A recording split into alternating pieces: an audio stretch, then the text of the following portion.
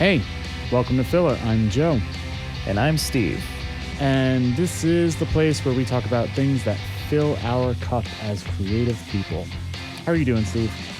I am doing really well because this is our 20th episode. How do you feel about that, Joe? I think that's wild that we've been that steady for 20 weeks straight now. I know. That's a feat in and of itself, regardless of all the numbers and the upticks and downticks and downloads. I think just doing it is really, really good. Mm-hmm.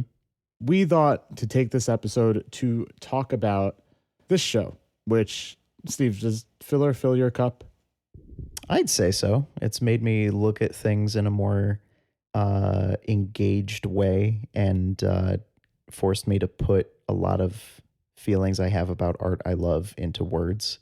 And it's kept me, like you said, doing something consistent that gives a lot of, what's the word, discipline, you know, and it's just fun to like have this to look forward to on recording any random day of the week and then know that our work week's going to start with a new episode coming out in the morning on Monday. So does it fill it for you?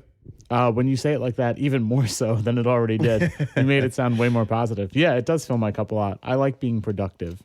And so this makes me feel productive in a very positive and creative way, which is something I'm always striving to be more of. Mm-hmm. So we figured to talk about the show and have kind of like a state of the podcast episode to see what needs improvement, what's been working, any goals we might have, any questions we might have for one another. And we will have one recommendation for you, which is a little bit outside of the box. In all of the creative writing workshops that I've taken, all of my teachers, all of my professors say you always start with what needs improvement first because you want to end on the high note, right? Mm-hmm. So let's start with what needs improvement. What do you think needs improvement? I need to tighten up, quit rambling, and swear less. Why do you say that?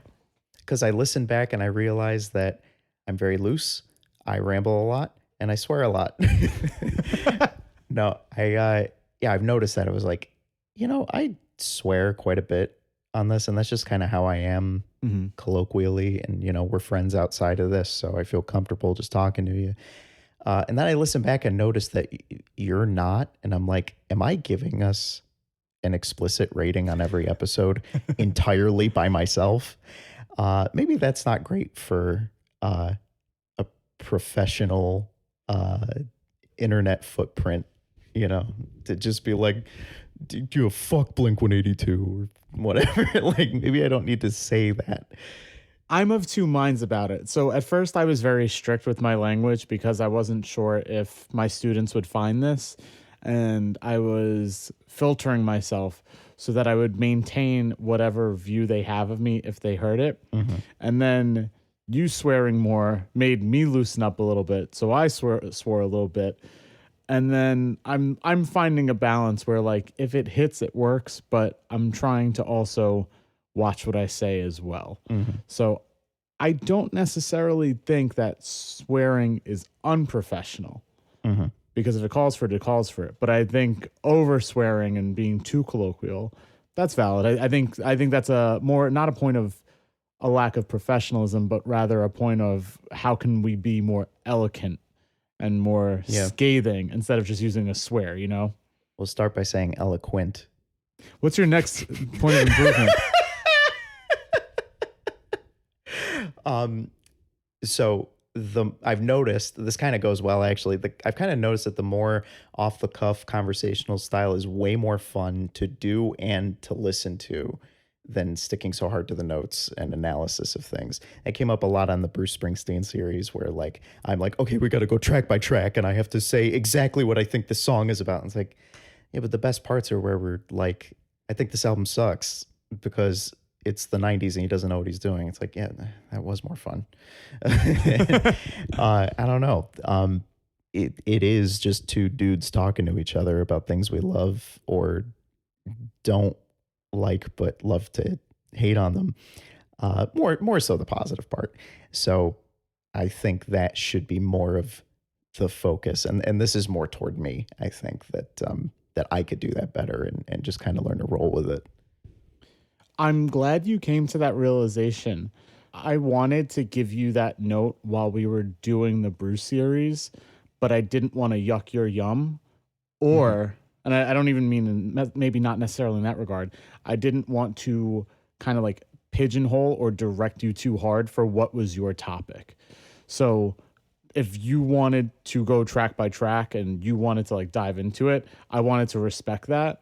But I appreciate that you arrived to that conclusion, because when I would listen back and when I would be doing the editing, I felt the exact same way that you grew to feel, where it's like that back and forth is where like that's the heart of it, you know? Yeah, especially during like the 5 albums we covered in like part 4 of that series, because it was already a lot to listen to, and now we got to like dive into each of it. It's like, Yeah. I think I blacked that out. Yeah.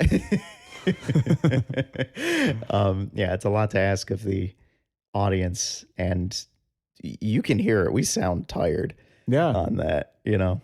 But you know, that's what's cool about starting the podcast and finding these things as we go is we're just figuring it out in real time. So by the time more people come to it, we'll be a more refined, more well-oiled machine.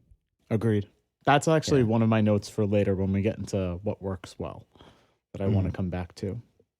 Do you have any other notes that we need to improve on? Just the last thing is to get that effing Spindrift sponsorship. Look at that. He's improving already, ladies and gents. Yeah. No, really any sponsorship at this point. I don't care. I'll sell out. But no, that would be amazing to get Spindrift. I feel like I've forgotten to do the bit the last couple episodes, so I got to get back on that. That's interesting. I wasn't sure if you were letting the bit retire with Bruce or you forgot it. And so I was trying to feel you out. I think you made a comment about it last episode when I was like, oh, I wish I had a Spindrift to crack. But mine was very off the cuff. And you were very matter of fact about it. And I was like, is Steve letting it go? So keep me on my toes. Keep me on, like, do the bit or don't do the bit. I'm good either way. I think it's fun, but I do agree with you. You never know when I'll slip it in. Exactly, which I think makes it more fun. Don't take that out of context. That's going to be our soundbite for this episode. I agree. I wish we had some sort of sponsorship, which I'll dive into more later. Do you have any other notes? Anything else? No, that's it for me. What do you think needs improvement for filler? I agree with tightening up. That helps me. That I'm saying that in more of like a selfish way. Because I'm in post, I'm like doing the editing and the mixing and stuff. And so in doing the editing, if we have a more coherent and guided, well-recorded conversation at the front, it is that much easier to edit. It's the same concept as like when we're recording music. If you get a really, really good sound at the top, you're not really mixing all that much. You're just making a good sound better and cleaner, you know? Yeah. I like our concepts of mini-series that we've been doing, but what I want to get better at is the like project management side of that, which I think we had a really good idea for the Bruce series, like to have like 2 on 1 off kind of thing. Yeah.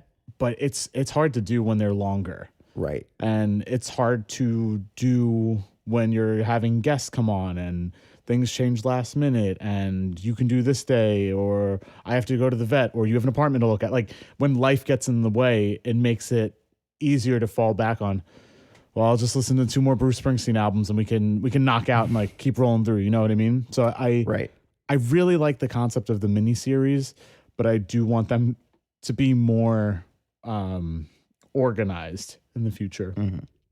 Because there's shows that I listen to that do similar concepts where they'll like have an episode or 2 in a row about like Ultimate Spider-Man, and then they're talking about the latest issue of Absolute Batman. And it's like, it's a good cross of like having evergreen content with also more recent or urgent things to listen to and talk about. Because Ultimate's been around and Absolute is new. Exactly. Yeah. Got it. Yeah. This, I'm going to skip down because I think we should end on the 2 big ones.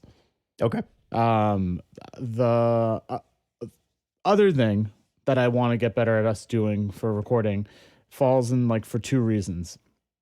One is I want us to have a regular time to record each week, One, because I think that makes it just generally easier and more efficient. I think like psychologically it tells us, all right, Tuesday night, Steve and Joe sitting down, we're recording. That's the same way we do when we go to practice. Monday nights, we got rehearsal. Right. The exceptions are when we don't do it, not when we do it.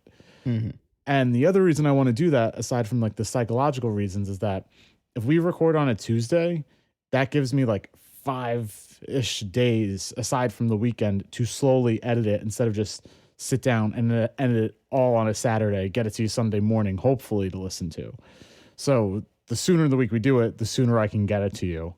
But that's hard. And I don't know if I've like really said it on the show how much I appreciate your work ethic, and that we have recorded on like a Thursday or Friday and you still turn it around for a Monday release for the last 20 weeks. Even on like, there was 1 week recently where you said on Sunday, like, I can't do this. I can't get it out for tomorrow.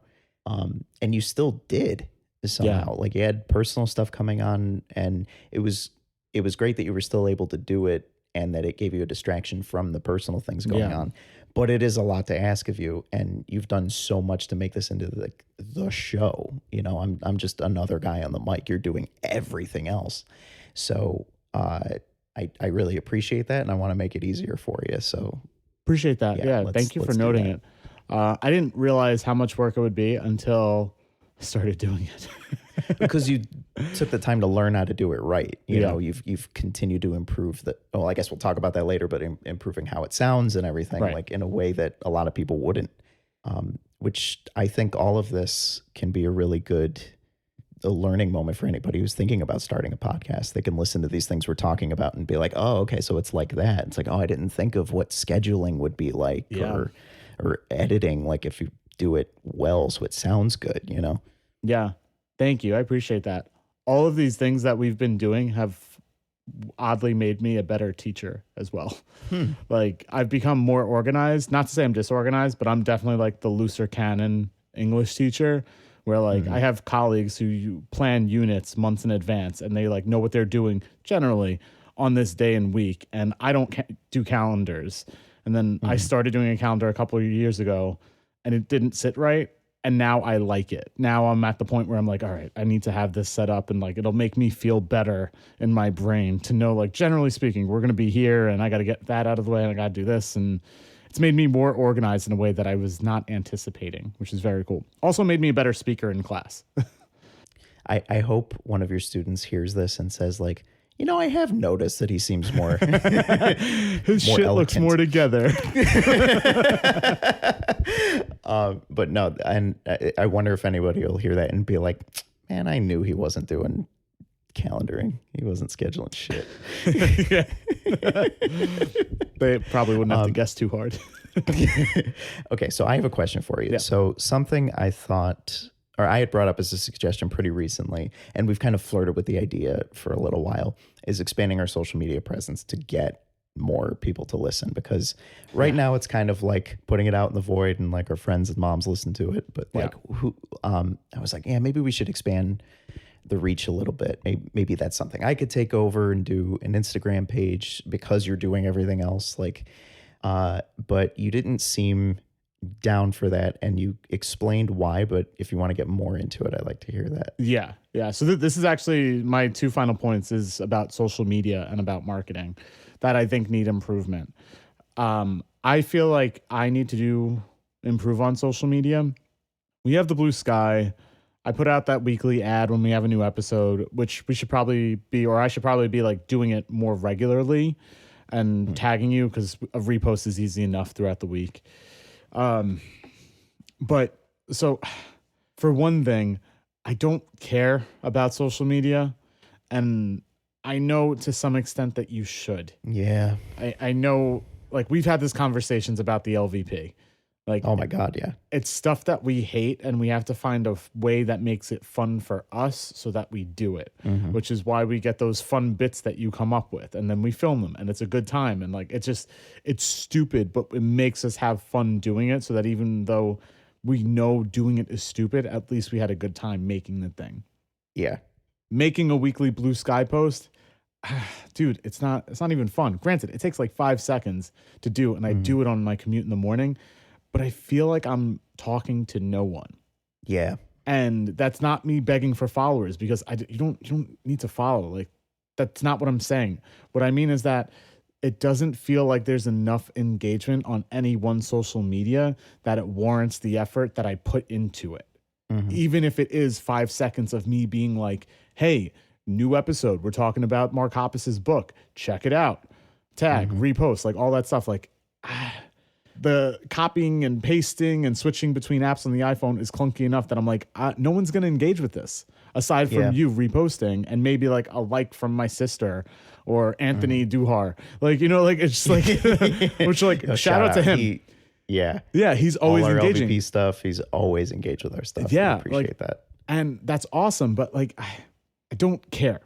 So those two things kind of go hand in hand. And then lastly, as it is, I really tried to dial back my social media use because I found it personally detrimental to myself and mental health. And like, I think it's made me like feel like I have ADHD, if not has like kickstarted something like that distracts me from it. All of that storm is making me like just say it's not really worth it. Aside from like the posts that I do where I tag you in it at the top of the week, maybe I could definitely do more of that and like do something fun in that way. Post like on a Wednesday or a Friday, like I do every other sort of thing. That's fine. But I don't like this idea that we're in these walled gardens that I'm shouting into the void and it doesn't really matter. And so that's why I joined the Slack group for RSS.com, where it's like I'm trying to engage with people making podcasts there to actively network. And so I'll listen to their thing, they'll listen to mine, and we give feedback. Yeah. Same thing on Reddit's our podcasting thread, subreddit. But even on there, people don't really engage. They ask a question about, is an SM57 better than an SM7B for the 5 millionth time? And I could be like, no, it's not. Like, I'll show you the EQ curve and we're good. So I'm trying to do it in the ways that I think are more human and more truly connective. And social media to me does not feel like that's it.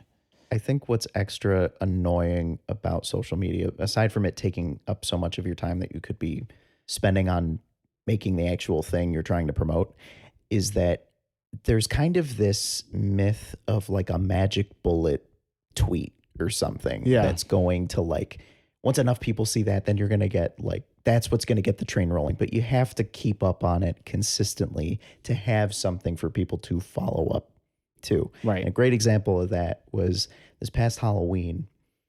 My partner and I went like low key viral on Twitter before we deleted our Twitter account. I think I deleted mine before that.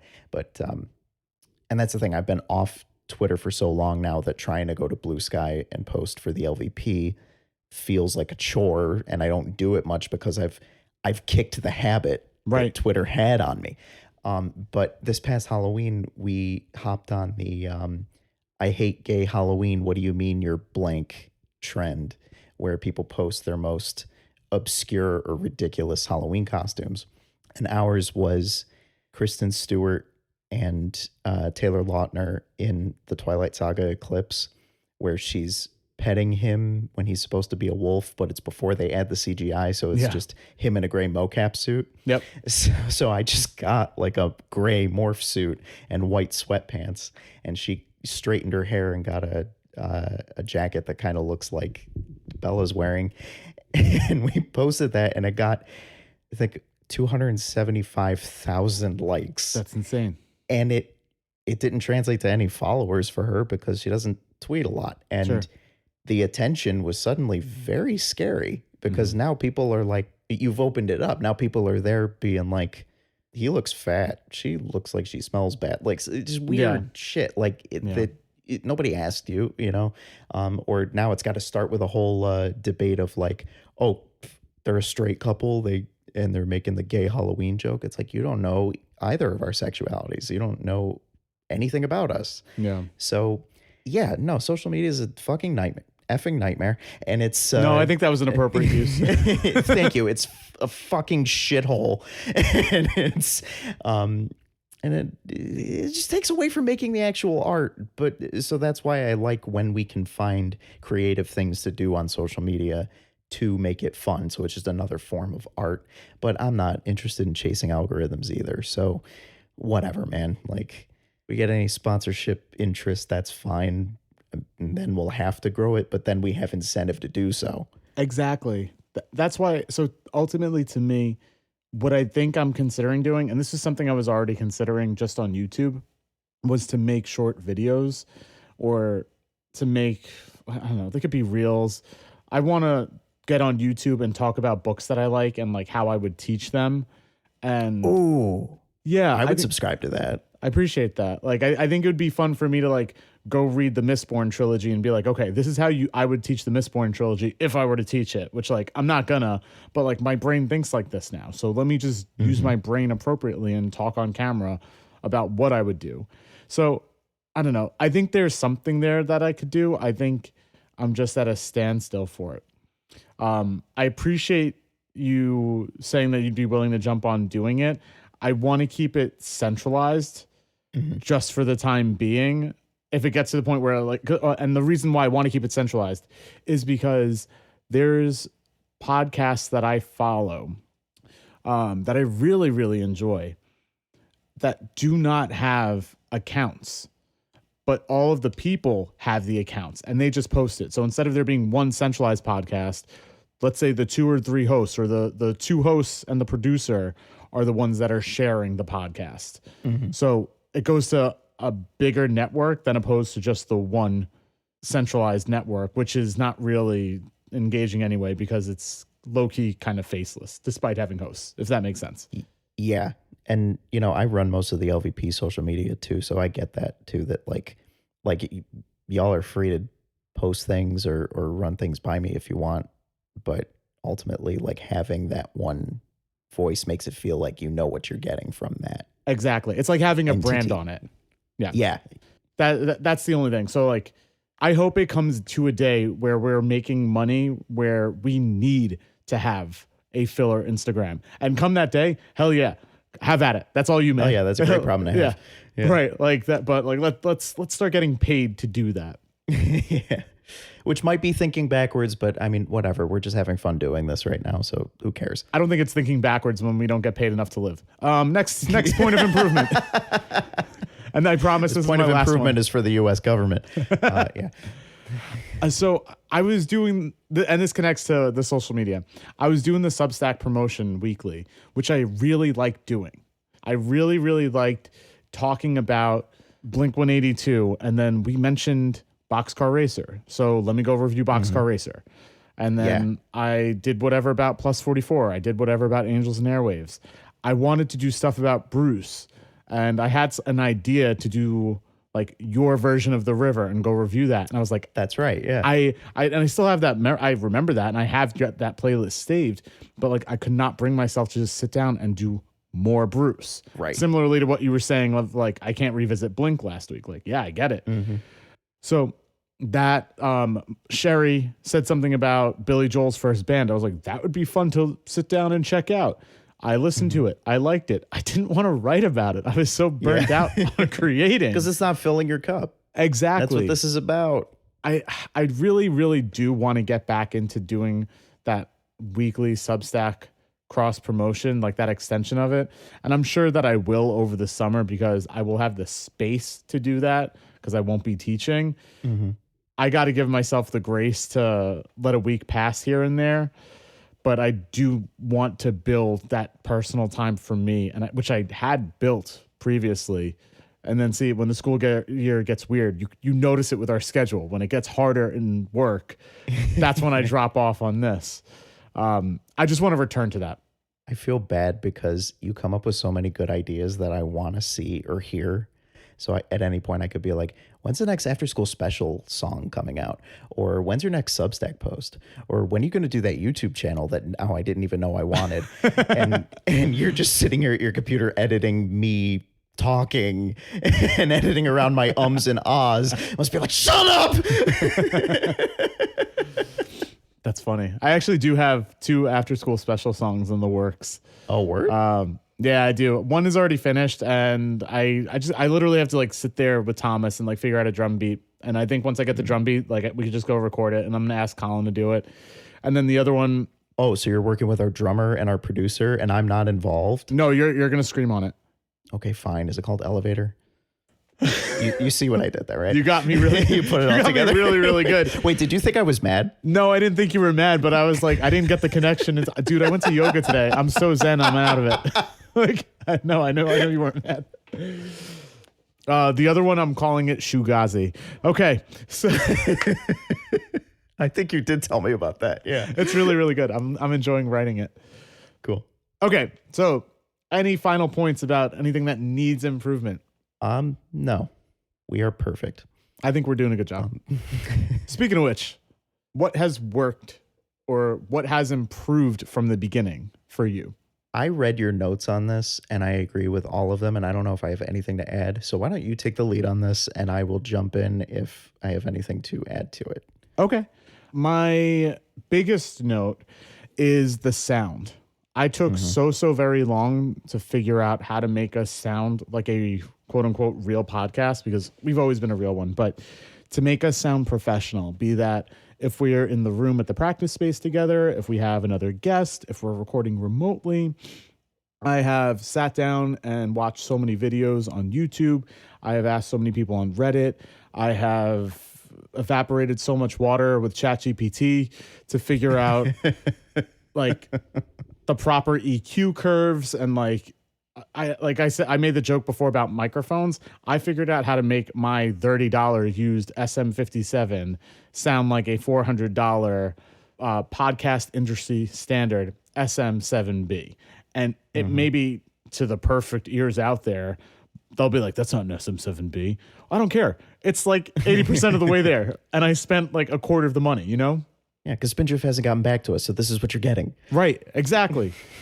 So I think we sound professional. I think the mixing sounds good. I think it's improved as we've gone along. It started out a little rocky. I learned, I got better at it. I understand like processing. I understand a chain. I understand why I got to cut out the muddiness before I get into the compression and the reverb. And like things have clicked for me in ways that they didn't click before. And I think now I'm at the point when I do the editing and I do the mixing, I'm copying and pasting, and it's like fun now. Yeah. You know? And it's been very funny that so many times you've sent me a link to a new microphone or something. And you're like, and you're just very casually like, hey, I think this would make it sound better.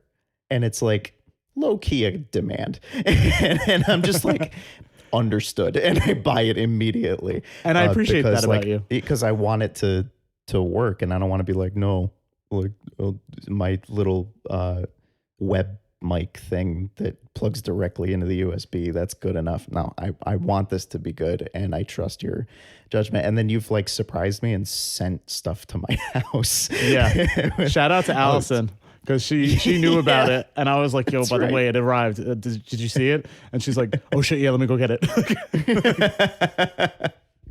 And that's a nice gift. It's like it's a little I don't know. It's like it's almost like a gift from Santa to an elf, in that it's like, it's a gift, but it's so you can do your job better. You hear that, companies? I would make a great manager. Yeah. So yeah, I think the sound went really, really good, or has become really, really good, starting from an okay place. But now I think I would call it really good. I think we have found a really solid rhythm for our back and forth conversation. I think our chemistry has improved greatly, especially as we transition to remote. I've asked my mom, who fortunately is not plugged into various podcasts and whatever, and I was like, hey, the first time we did it remote, and I had the setup that I wanted and I had the mix that I wanted, I was like, hey, let me know what you think of the sound. Just like, give me whatever your feedback is. And she's like, all right, sure. She's like, it sounds really, really good. She goes, you sound like you guys are in the same room together, but we have a shared family calendar. She's like, I saw you were doing remote. So were you in the same room? Like, I didn't hear you leave. And I was like, hell yeah. If you don't know that we're doing it remote, that means the average listener won't. So that's what I want people to feel, is to feel like we're in the same room and feel like we're hanging out with them, even though we're not. So hell yeah, we got to this place after trying it with Discord and Craigbot and OBS and this and all that. So I appreciate your patience as we figured it out. I think we got a good rhythm now. Well, you kind of talked about this about improv, and like you said, our banter going back and forth. I did a lot of improv exercises in my theater minor in college, so it's fun to get back to that and just do yes ands and just keep the joke going. Especially that's kind of why we do the whole Spindrift thing, because there's just always something to build off of and it goes somewhere. And yeah, not reading off the notes, which I'm doing right now, and letting notes go, which I'm not doing right now, because it is a conversation. And I was a little worried at first that we were going to lose something by not doing it in person, because when we're in our practice space and we've got everything set up, and then we just crack open a seltzer and just start talking, we were able to sit and do all 3 Blink episodes in one sitting. It was exhausting, but that delirium starts to make it more fun, and we start cracking each other up. But now that we're finding that rhythm, we kind of don't even need it. Like, I'm just FaceTiming you right now and it feels like we're in the same room. And as long as it sounds that way, then it's all coming together. Right. Agreed. I think it's good to have the backup of the room there, especially when we have guest episodes. Definitely unless the guest is remote. I could think of a few that we'll have that we could do remote, right? Because they also know how to run DAWs. Perfect. Yeah. So like that'll be fine. But I'm even thinking like people that we know that are able to meet us in Williamsburg. Like, it's good to know that we know how to do it that way and we know how to do it this way, and we can be flexible. And frankly, it doesn't even matter anymore. So I think that's a nice, comfortable place to be. Yeah. Shall we move on to goals? Yeah. What are some of your goals? You didn't write anything down, so I'm wondering if you have like some secret. Because my goal is to not stick to the notes. No, just grow. Feel more confident in my ability to analyze and articulate my thoughts, to stand up for my opinions and not take it personally when you disagree, or to just feel like it's flowing, to get to this point where it's like, I don't even need to prepare. I got this, Yep. Like, some preparation is always good. I don't want to half-ass anything, but to get so comfortable that I'm like proud to share this with people I know, like tangentially, like I haven't shown this to any of my coworkers yet. I've talked about it, but I haven't sent them a link the way I have with our music. So I want to get to that point where I'm like, yeah, I'm proud of this. I want to show it to you.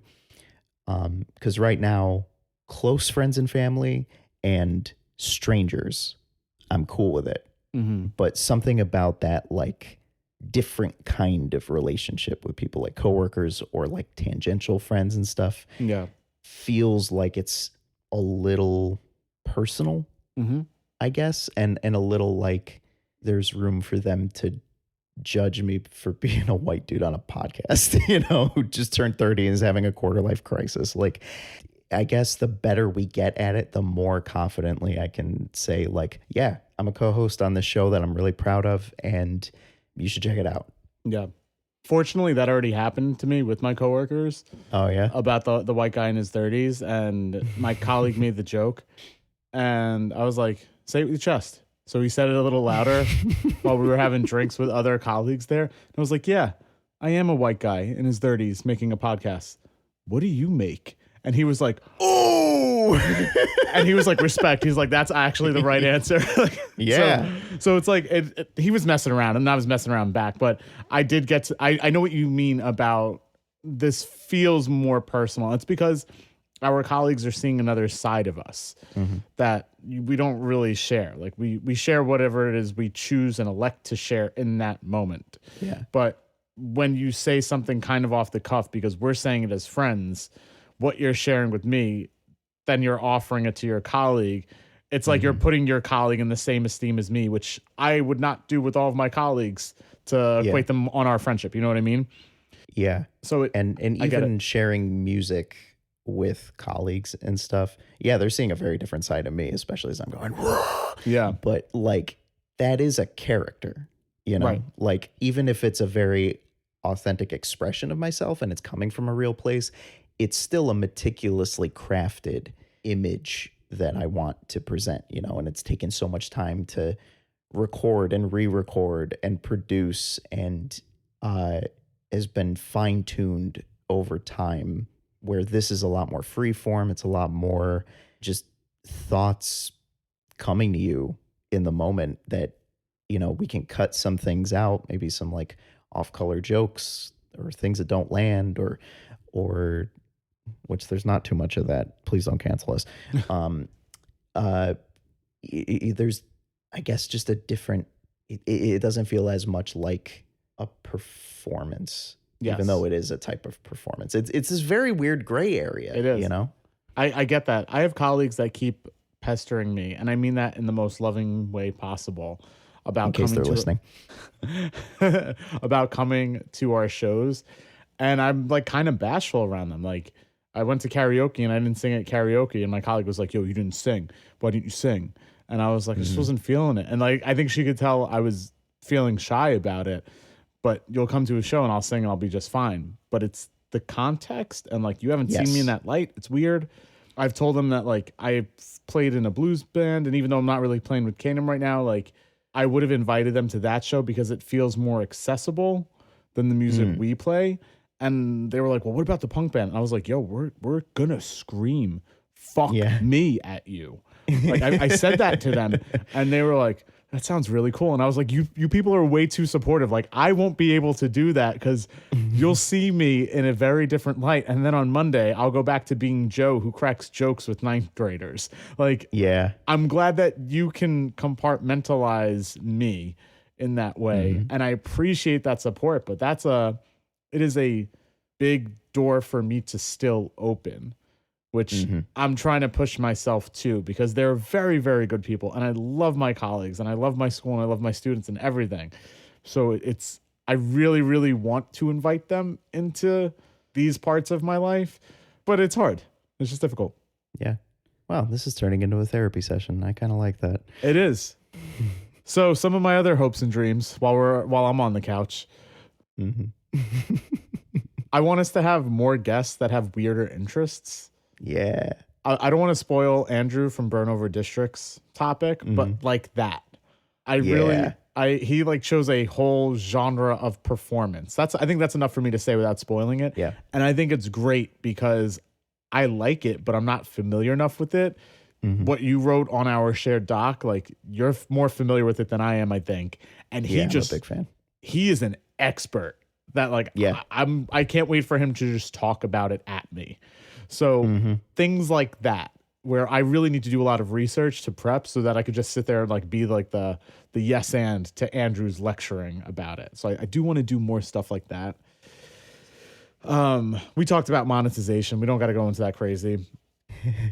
The last thing that I'm really aiming to do, and this, I guess it's like an extension of this, is that I think it'd be really, really cool to make an audio drama. And it's something that I listen to so many of these. I got into listening to podcasts with Welcome to Night Vale, and as they grew, I kind of fell off of them. Throwback. But I loved them. I thought they were so good.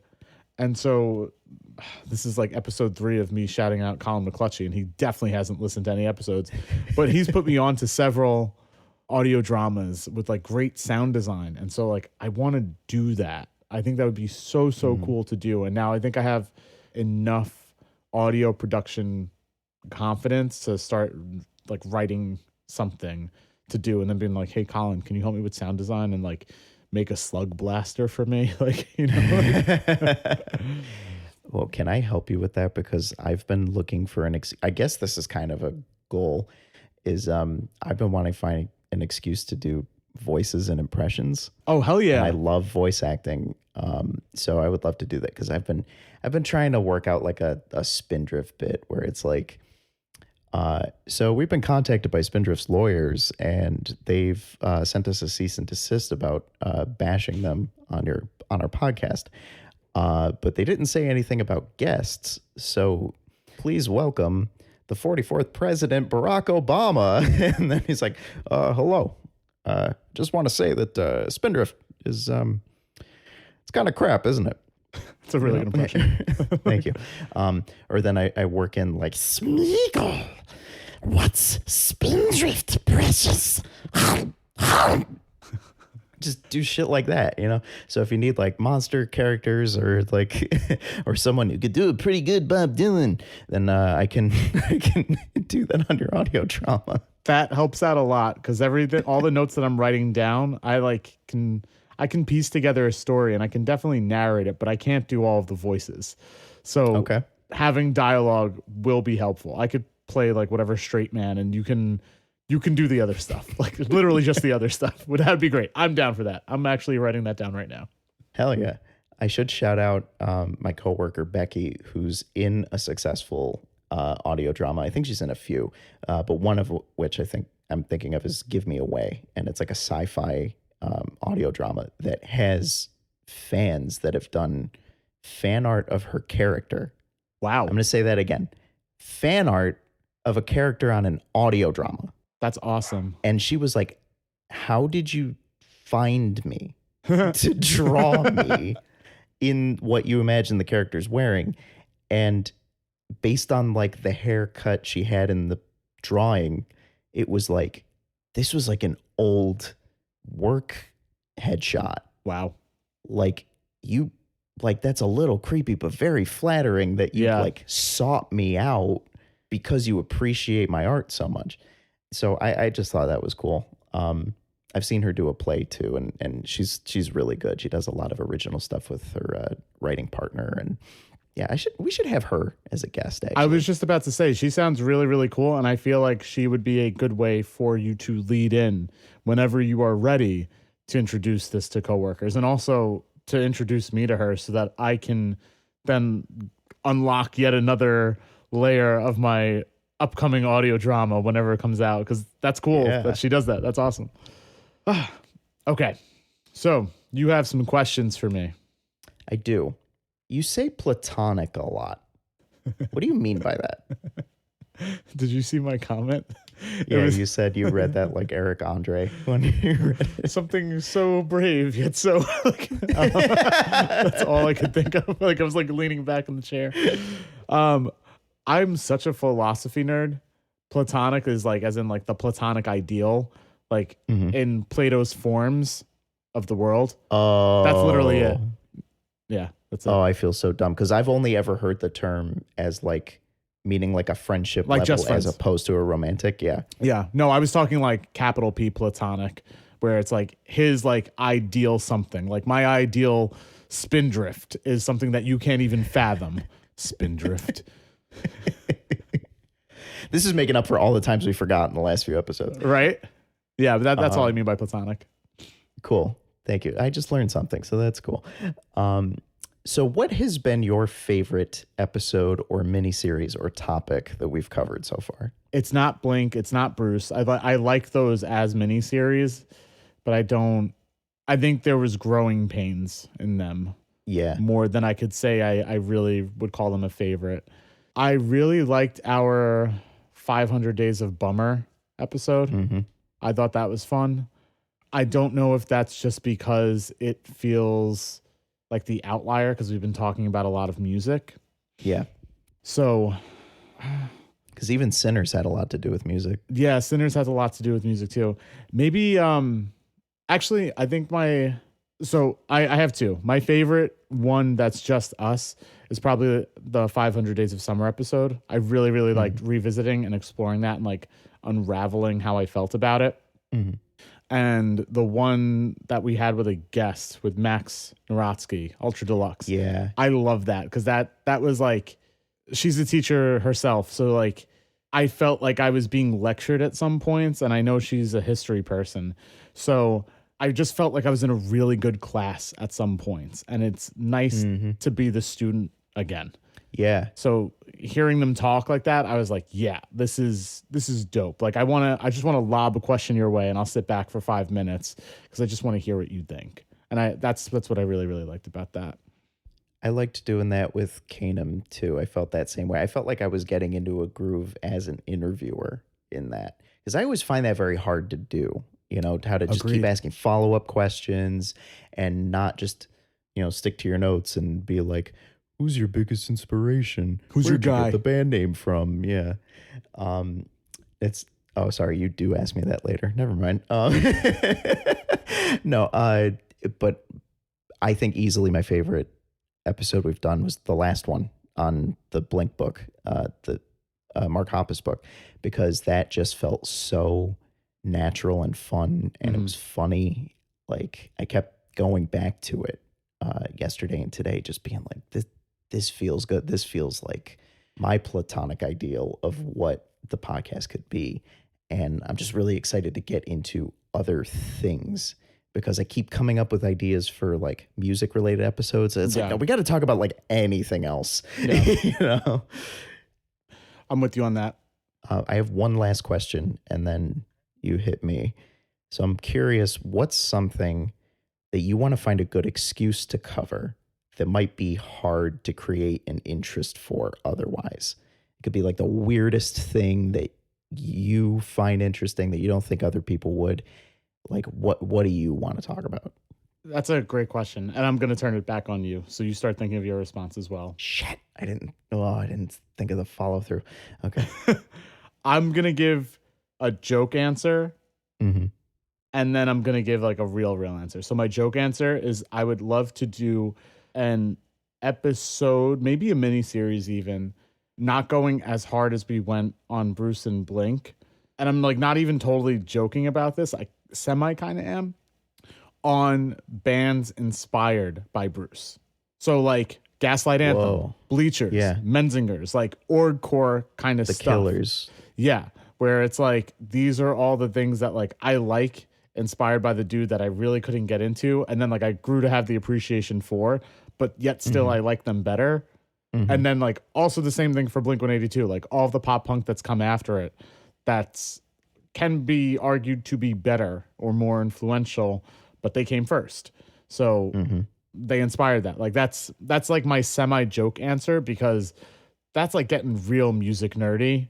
Yeah. Even though like these are bands that people know, but like for us to sit there and talk about how Brian Fallon is or isn't a better songwriter and performer and musician than Bruce Springsteen, like that's mad in the weeds. And I'm not going to do that about Jack Antonoff, but I would kind of like to do that about Jack Antonoff too. You know what I mean?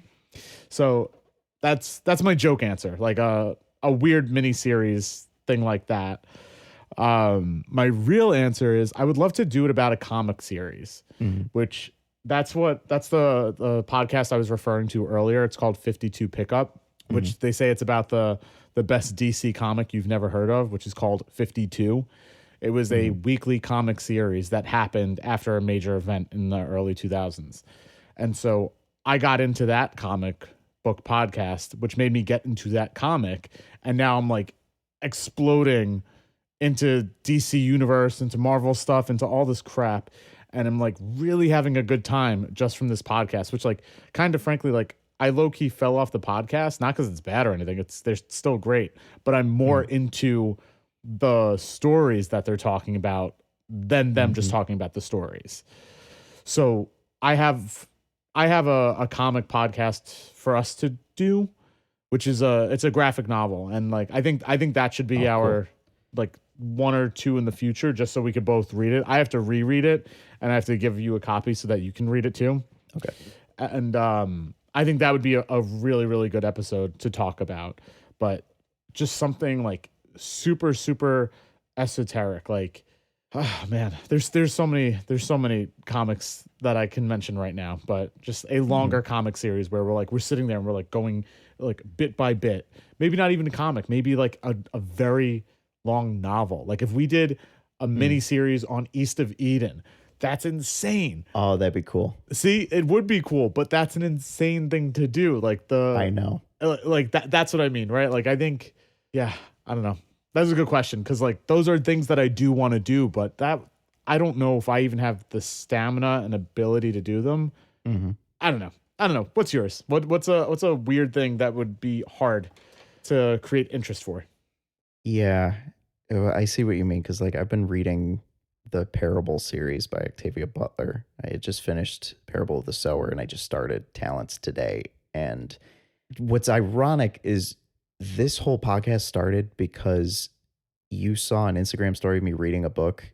It was A Magical Girl Retires. And you were like, I've been wanting to do a podcast where we talk about art that fills our cups, and books are a big part of that. And we haven't done any books yet. Like, we've done them as recommendations and stuff. And the comics, I think, would be great to do as an intro to that. And there's so much we could say about classic novels. Like, I want to read East of Eden because I just read Grapes of Wrath and I loved it. So I want to like get into that. And you've said it's like your favorite classic or just favorite novel? It's just my flat favorite novel, and nothing has touched it. Okay. Yeah. So I want to get into that. And it's like, again, is the algorithm going to like that? You know, are we doing a topical thing? I don't care. Something I want to do that's very topical for right now is Clair Obscur Expedition 33, one of the greatest video games I've ever played, period. Yeah. Which, when I go back to our 2024 favorites episodes, and I hear myself trying to explain what's great about Final Fantasy VII Rebirth and Metaphor Refantasio, I sound nuts. Like, I sound like... Why do you say that? Rambling, and like I can't put it all together in words. And it's very hard in an audio only format to make a game sound interesting when so much of it has to do with visuals and interaction. Yeah. So this might be the least, other than like reading about it, might be the least engaging way to talk about a video game. But I'm obsessed with this game because it works on every level. It's gorgeous. The gameplay is, I know you have an issue with turn-based combat, but this has like live reaction, like parrying and commands and stuff. Yeah. So it's like, it's almost like Paper Mario. You said it's like Superstar Saga, which I love. It's like Superstar Saga. So you have to like do timed commands and QTEs and stuff after you select what attack you're doing. When you like do shooting and aiming and stuff, you have to actually aim it. So there is that like stop and think about what you're doing element to the combat when it's turn-based, but then there's also quick reaction time stuff. So I think that would bridge the gap for you. But depending on how much you put into the game, it can be anywhere from 25 to 60 hours. Right. So that's a lot to ask you to play. Right. Just for one podcast episode. And then I'm also scared that if you don't like it enough after I've been singing its praises for like a month now, then that's going to hurt me. I'm going to be honest with you. I think I am going to enjoy it. It's just it's a thing of attention span for me, and for like being able to sit down and like be uninterrupted as I get into something. That's why I like all of the like roguelites and roguelikes and stuff, because I can kind of like pick up and play and then pause and like I won't have to be glued to it. That's why I still haven't finished Ragnarok, because it's such a huge story game. Wow, still? Dude, I just don't sit there and play my PS5 like that. That's literally it. It's like life stuff. It's not because I don't want to. Yeah. And so I just want to be able to commit to it. Like I'm still gonna play it. Like I think it would be good to do an episode on it, because I have never critically thought of, talked, or written about a video game aside from just passingly being like, yo, this game's dope. Yo, that game sucks. Like, so I think it'd be very, very cool to do it, especially about one of the year's biggest AA games that like challenges AAA studios to do better with less. Yeah. So I'm still down to do that, but I wouldn't even call that an obscure choice. Ooh. Yeah, and you're right. What is a weird thing I could think of? Give me a second.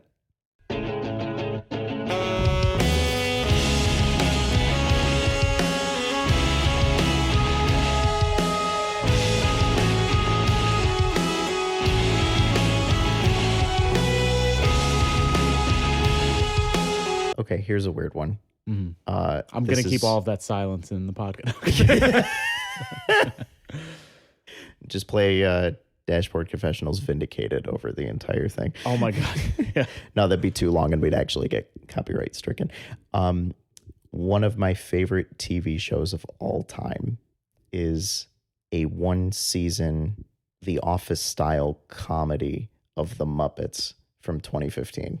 Oh shit, I'm down. I know what you're talking about. I remember that. I didn't watch it. I'm down for that. Put it on the. Yeah, not enough people did because that shit was hilarious. Yeah. It was exactly what you want from the Muppets. But just like, yeah, imagine that kind of mockumentary, like modern sitcom thing, but with the Muppets, and they're all working on Miss Piggy's late night show. So it's like That's the excellent. Larry Sanders Show and Parks and Rec and all that, like just kind of mixed together with everything that makes the Muppets great. That's the dumbest thing I can think of right now to talk about. We should put that on the list because that'd be very fun. I don't know how many downloads we'd get, but that would be very, very fun. Okay. So my question for you is beyond Bruce, because I feel like he is on your Mount Rushmore of musicians or artists that inspire you. That's a good way to put it, yeah. Who or what else would be next to him on your Mount Rushmore that is integral to you as a creative and as a person in general? Could be either. It would have to be some stuff that's like that goes back as deep as that and has stayed with me. Because if you'd asked me like maybe 6 years ago, I probably would have said Star Wars. Mm-hmm. But I don't know, I fell off when there were too many TV shows to keep up with, and I didn't like Rise of Skywalker, and I was just kind of like, this all fell apart. Yeah. And like, love Andor. The new season of that was great. But I don't know, I guess the Zelda games always spoke to my sense of adventure and love of fantasy, which led me to get into Final Fantasy as I got older. Lots of video game stuff, but also, I don't know, if it wasn't so overdone, I would say Nirvana, because I bring them up so much. Mm-hmm. And they were huge to me in middle and high school. And I talk a lot about Mannequin Pussy, but I'm trying to think like young Steve, like that stuff that has stayed with me all these years. Something that I'm just starting to get back into by showing it to Al for the first time is Survivor. Which my mom brought up on talked about that, little Mother's Day interlude we had at the end.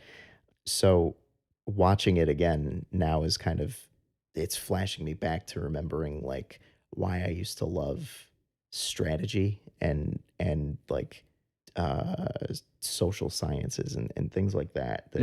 Because I always thought like, oh, I couldn't do the physical stuff on Survivor, but I would really love to get into that like psychological battle that game is. And I love that it's gotten this resurgence in popularity since COVID. So I guess that's probably a big thing that stayed with me. And now that I'm like, after years of not watching it, I have an excuse to watch it again. And now I want to like start picking up the new seasons. That's up there.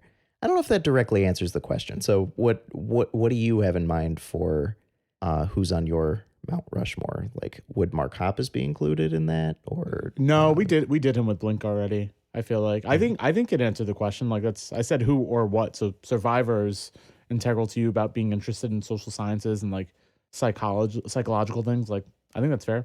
Mm. I'm trying not to answer with music because we already did music. So that's really where I'm relying on, because my immediate go-to answer would be like I'd want to talk about Jimmy Eat World, because I feel like for me they are the grown-up version of Blink-182, because that's who I got into in college and that's who I've grown to stick with as they grew. Like any authors, because I mean there's between like novelists and comic book writers, like who's inspired you in your own fiction? Oh, that's a good question. I was looking at Letterboxd for movies because like there's movies that stick with me, but that's Jeff Lemire is a great comic creator because he does both. I think I could like really explore his stuff. Another one is Matthew Rosenberg. He's a writer that just is really, really good at making very dramatic things happen and then following it up with like a fart joke, but like the fart joke lands so well and you're still kind of crying from like the last panel. Yeah. I'm really getting into Kelly Thompson because she's been killing it with Absolute Wonder Woman, that it's like she's reinterpreting mythology. In college, I would have said Ernest Hemingway, but thank God I grew out of that. 'Cause that'd be really, really boring. Yeah, I think. Oh, I actually like this author is like killing it right now because I'm reading his book, and I want to give it to you to read after I'm done. This might be like my inaugural YouTube thing that I do. It's Victor Laval. He writes horror, but it's like sociological horror, but it's like 100% through the lens of monsters and crap. Okay. Yeah. A really good example is he rewrote or retold an H.P. Lovecraft story. I forget the name of it, but his new version was called The Ballad of Black Tom. And Lovecraft is known for being racist. Yeah. Right. So Victor Laval is a man of color. So he takes this Lovecraftian story, which Lovecraft wrote great stuff. It sucks that he's racist, but he wrote really good stuff. Laval takes this super racist, but really good, creepy, cosmic horror story, turns it on its head, and he keeps the racial stuff intact. Like there is racism in this story, but you get to see it from a different point of view than the original story that puts it all in a new light. So he writes like that. So like that's definitely like hitting me now where I'm trying to write outside my zone of empathy and like really, really push myself to look at situations in new ways. Yeah, I have to come back to that. I love stuff like that because there was that movie a few years ago. I never saw it, but it was called Birth of a Nation, and they intentionally took the title from the Ku Klux Klan, like, what is it, like their initiation movie or something, or their manifesto movie, whatever it is. But they made that conscious choice of like, no, we're going to like reclaim that name. Yeah. And I love stuff like that. Me too. Okay. We are at the end of our episode, and Steve and I only have one singular recommendation for everyone who's listening. And that's because as we're doing this, while we're having fun, we do want to hear from people just because we know that there is an audience out there and we're hoping to see what's going on with you. So our big recommendation is go make something cool.